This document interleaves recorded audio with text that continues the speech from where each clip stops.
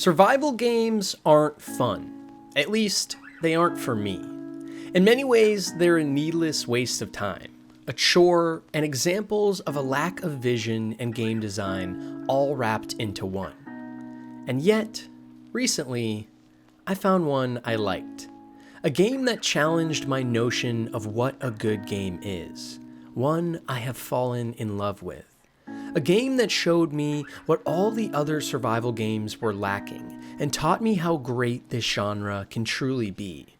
A game that, quite frankly, captured my imagination. I don't like survival games, but I do like Subnautica.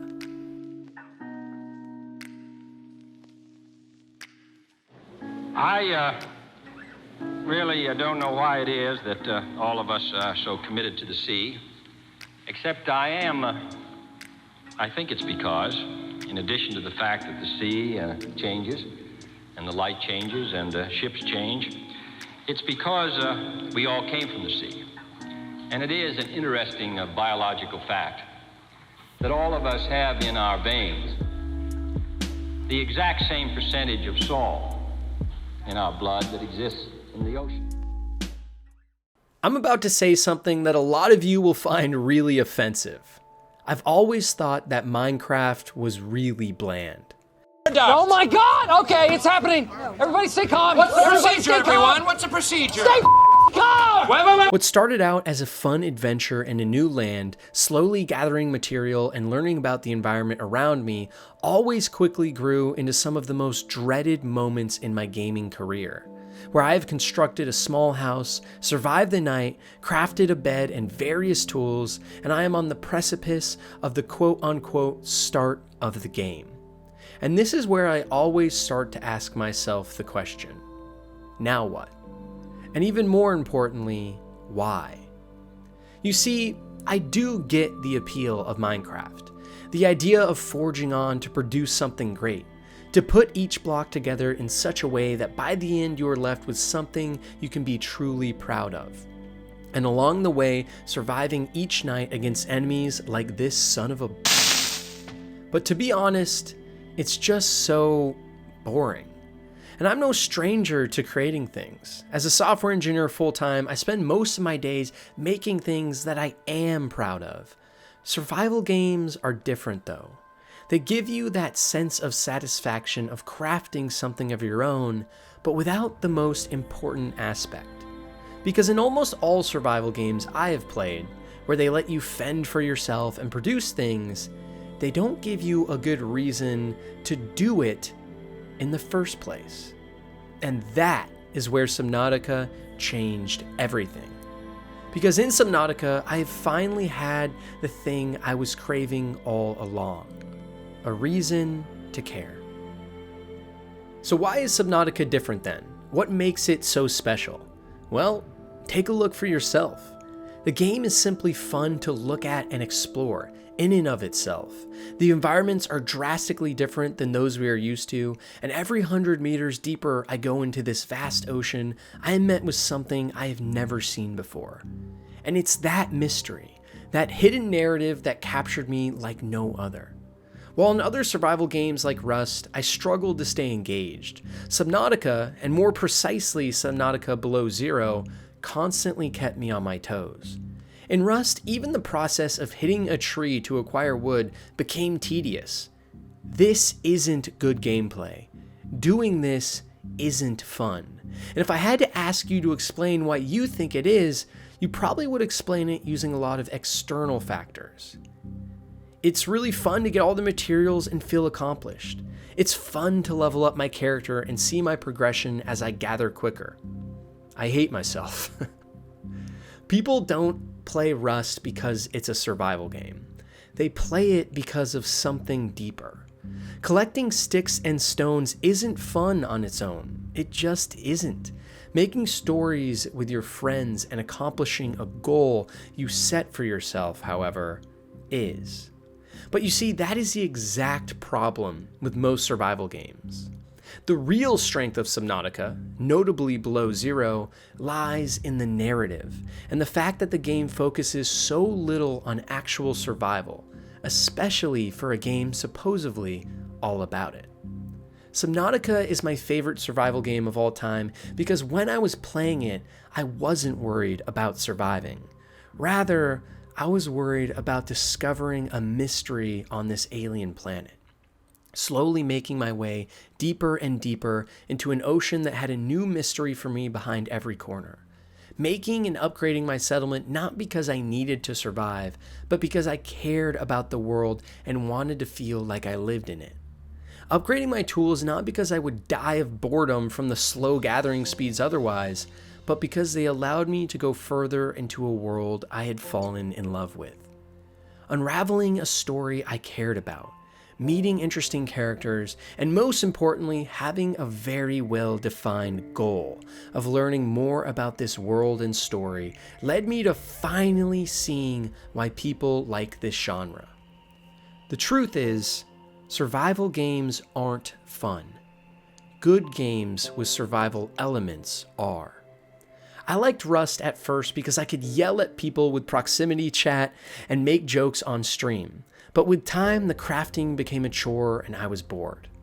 I liked Raft for the first 10 hours because the newness was novel to me, but after my 500th time crafting the same item and seeing the same exact environment, I couldn't be bothered.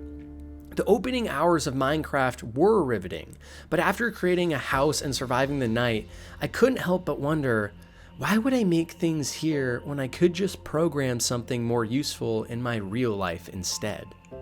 Why do I want to build a house? Why do I want to survive the night? What even is the point? After all, tomorrow will just be the same exact thing, with the only goals I have to look forward to being arbitrary ones I set for myself. The survival genre, as it always had, let me down again. In fact, the only reason I would ever want to play these games is with friends in multiplayer. And to be honest, survival games are super fun with friends, but so is literally everything ever. The reason I continued to love Subnautica Below Zero hours on end, even though it doesn't have multiplayer, is because at every moment in the game, I had a clear and defined goal. First, I needed to find shelter. Then, I needed to make tools, make a house, explore a satellite dish, meet characters I heard on the intercom, and hunt down lost alien artifacts to find my sister. There was never a moment in the game where I felt lost, where I had to ask myself, why am I even wasting my time doing this? In other games, making my shelter was needless busy work. Why would I waste my time making a cool or well-made house besides showing my friends? It's a waste of my time. Why would I take hours to collect materials I need? Waste of my time. Why am I even playing this? It's a waste of my time. In Subnautica, even these mundane tasks began to feel fun because the story, characters, and the world that surrounded the mechanics had me so engrossed. Something other survival games had likely done for others, but for me, it was a first. And that's not to say I don't think Subnautica Below Zero also has better survival mechanics on its own right. There's no upgrading different tools for collecting different resources. There's no needless grind to get to a point where the game isn't non-stop busy work. The second you start playing Subnautica, you hit all the rocks 1 or 2 times and you get the materials. You can swim as deep as you want to go as long as you find a way to survive. There is no gating of fun and mechanics. Simply an open world for you to explore and upgrades you can improve yourself with, so you choose. And most crucially, this is all enveloped in a world that makes you care and gives you clear and defined goals to work towards. Finding your first Leviathan in Subnautica is so much more impactful than finding a new type of tree or a new breed of rabbit. Finding an entirely new biome filled to the brim with a new color palette and flora and fauna we have never seen before. Discoveries that are actually fun and meaningful, not just progression devoid of all emotion. I've tried Minecraft, Raft, Rust, The Forest, Don't Starve, Ark, DayZ, and many more. And time again, those games became very boring very quickly for me because the idea of just surviving in a world wasn't enough. it needed to be a world worth surviving in the first place. And Subnautica was the first game to do that for me. And honestly, I hope it's not the last. I've yet to try highly acclaimed games like Valheim as well, but wanted to try Subnautica because I knew that the true test of a game like this would be if I could enjoy it in single player only, and not rely on making memories with my friends to push the game to new heights. More than anything, I think the main takeaway from this video is that survival games aren't fun. If you truly enjoy hitting rocks non-stop all day to create meaningless huts with vapid game mechanics and half-baked systems, you're probably too bored with your real life and are just trying to find ways to bring creativity into a new one.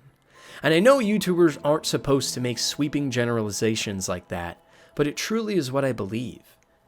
Good survival games, like Subnautica, aren't good because of interesting survival mechanics.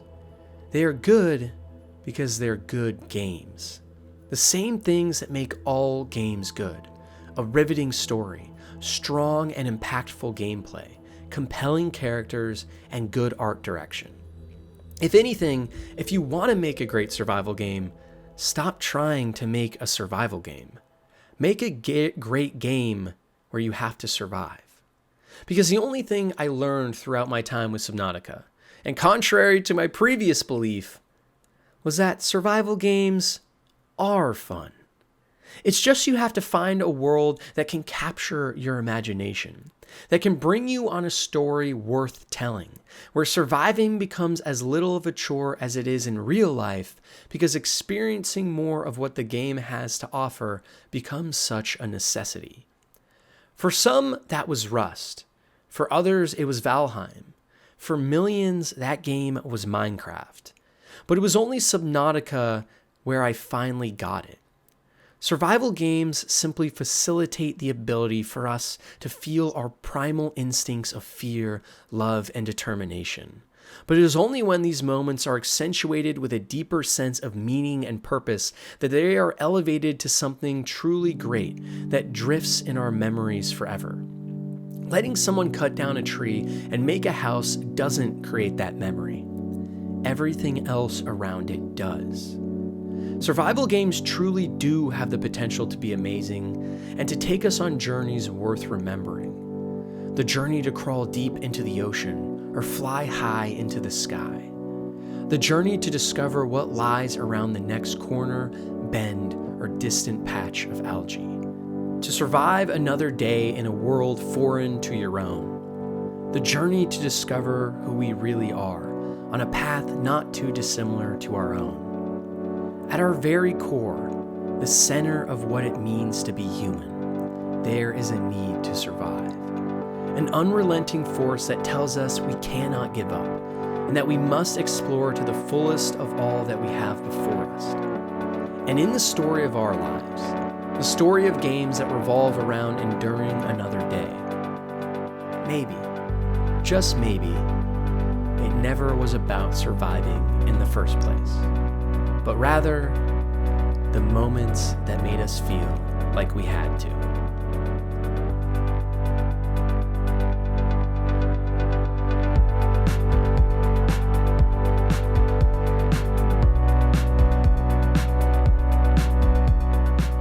Thanks for listening, guys. I can't tell you how much all this support means to me after all the work I've been putting into YouTube and Twitch for years now.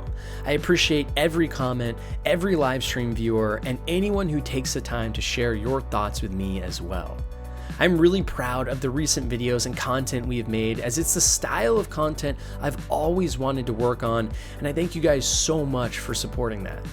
So as always, I'll see you next time, guys, and have a great night.